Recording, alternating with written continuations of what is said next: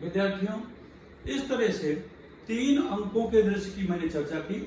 एकांकी नाटक का चौथा दृश्य देखें। स्थान बूंदी के नकली दुर्ग का बंद द्वार। महाराणा लाखा और अभय सिंह वहां प्रवेश करते हैं। सूर्य डूबने को आया। एक ऐसी लज्जा की बात है कि हमारी सेना बूंदी के नकली दुर्ग पर भी अपना झंडा स्थापित करने में अभी तक सफल नहीं हुई। पूरा दिन बीत गया, जिसे वो लोग सोचते थे कि घंटे 2 घंटे में खेल खत्म हो जाएगा और महाराणा लाखा की प्रतिज्ञा पूरी हो जाएगी, मगर वह भी उन्हें कितना भारी पड़ रहा है। वीर सिंह और उसके मुट्ठी भर साथी अभी तक लड़ रहे हैं।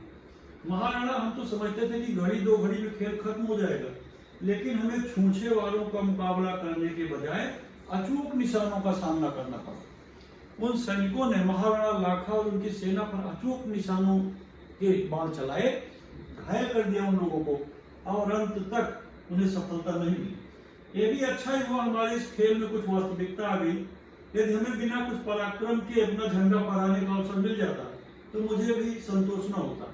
सच पूछो तो मुझे वीर सिंह की वीरता देखकर प्रसन्नता हुई। मैं चाहता था ऐसे वीर के प्राणों की किसी प्रकार रक्षा हो पाती। कुछ क्षणों के लिए सफेद झंडा फहराकर मैंने युद्ध रोक दिया। सफेद झंडा फहराया जाता, सफेद झंडा शांति का प्रतीक है, यानी युद्ध को रोकने का एक संदेश।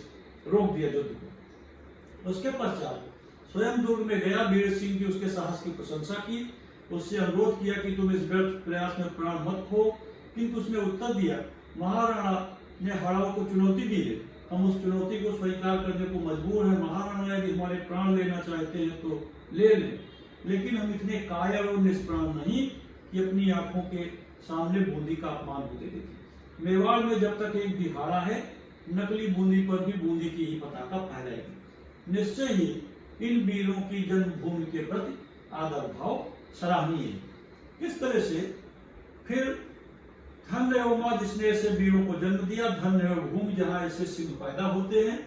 एक जोर का धमाका होता है, विस्फोट होता है, और फिर बूंदी का नकली दुर्ग मिट्टी में मिल जाता है। दुर्ग पर मेवाड़ की पताका फहराई जाती है। अभय सिंह का प्रस्थान। इस विजय में मेरी सबसे बड़ी पराजय हुई थे। व्यर्थ के दंभ में आज कितने ही निर्दोष प्राण चले गए। चारणी का प्रवेश होता है। महाराणा, तो आपकी आत्मा को शांति मिल गई होगी। इस तरह से वार्तालाप होता है, संवाद चलता है, मगर महाराणा लाखा विजय पाकर के भी अपने को पराजित महसूस करते हैं। महाराणा लाखा भी मेवाड़ और बूंदी के हृदय मिलाने का कोई रास्ता है? कहते नहीं। सबके पास बैठते हुए चारणी शहीद के चरणों में बैठकर मैं अपने अपराध के लिए क्षमा मांगता हूँ, किंतु क्या बूंदी के राव तथा हाड़ा वंश का प्रत्येक राजपूत इस दुर्घटना को भूल सकेंगे? रामू का प्रवेश होता है। वो लोग इस तरह से बातचीत करते जाते हैं आपस में। निश्चय ही महाराज, हम संपूर्ण राजपूत जात की ओर से इस अमर आत्मा के आगे अपना मस्तक झुकाएं। सब बैठकर वीर सिंह के शव के आगे सिर झुकाते हैं। पटाक्षेप, पर्दा गिरता है। इस तरह नाटक समाप्त होता है। नाटक में जो मुख्य संदेश है, पटाक्षेप में पर्दा गिरना, मुख्य जो संदेश है कि किस तरह से बूंदी के सैनिक अपनी मातृभूमि की रक्षा के लिए, जो कि नकली दुर्ग था, उसके लिए भी अपने प्राणों का उत्सर्ग कर देते हैं। तो देश के प्रत्येक व्यक्ति को, प्रत्येक सैनिक को अपनी मातृभूमि की रक्षा के लिए इसी तरह से तत्पर रहना चाहिए, चाहे उसके लिए अपने प्राणों की बाजी लगानी पड़े। अब इस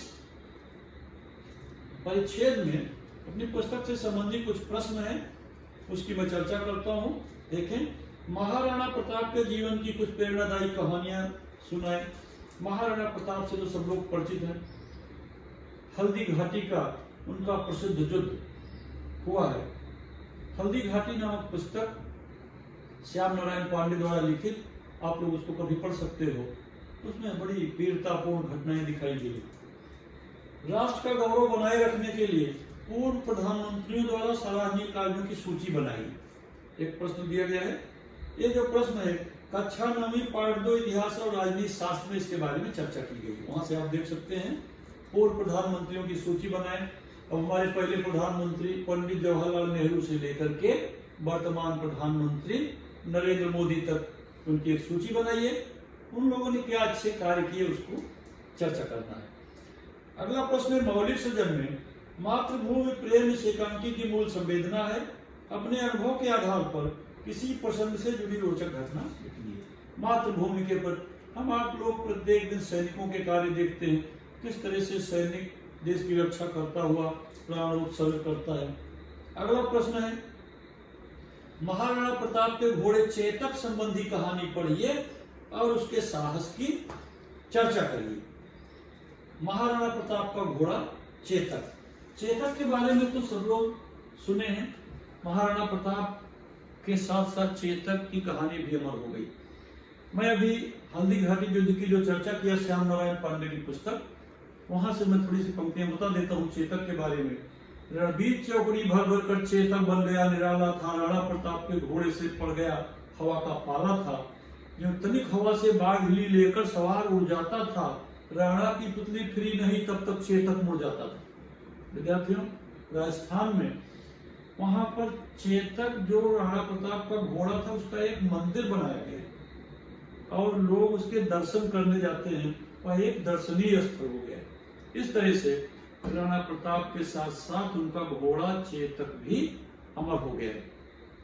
धन्यवाद विद्यार्थी।